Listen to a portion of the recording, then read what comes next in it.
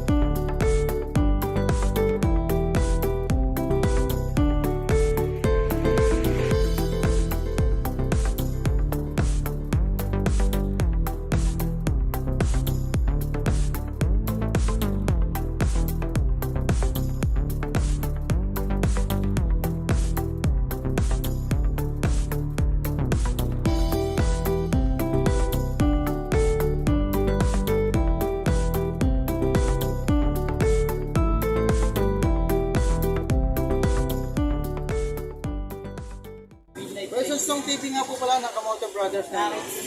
Ano po pala mapapayo natin sa mga bagong viewers na nanonood po ngayon na gusto rin mag-business na katulad dito, no? Papayo ko lang, kailangan sipag at tiyaga. Kasi hindi basta-basta ganito. Kahit ganito lang kaliit, masyado rin matrabaho. Kaya kailangan talaga tiyagaan, lalo na kung mamalingke. Okay.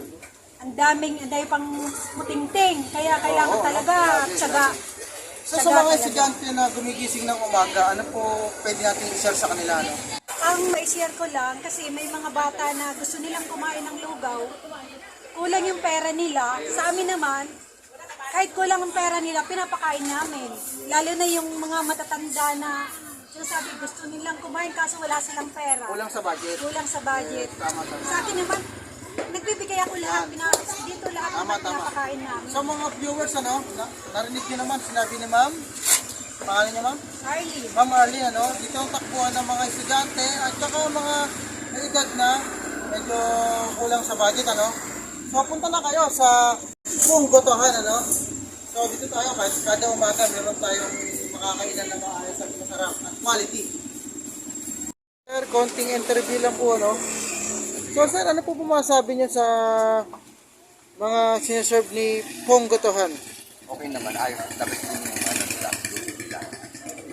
Saka ano rin, pag yung hindi ka na makauwi galing sa trabaho, hanap ka ng pagkain, pwede kang pumunta dito. Wala ka nang mabilhan, ating gabi na, pwede ka nang pumunta dito. Saka lagi din ako dito kasi malapit lang din ako. Trabaho, sir, trabaho. Trabaho ko. Malapit lang. Napaka-the best talaga ng Ponggotohan, ano?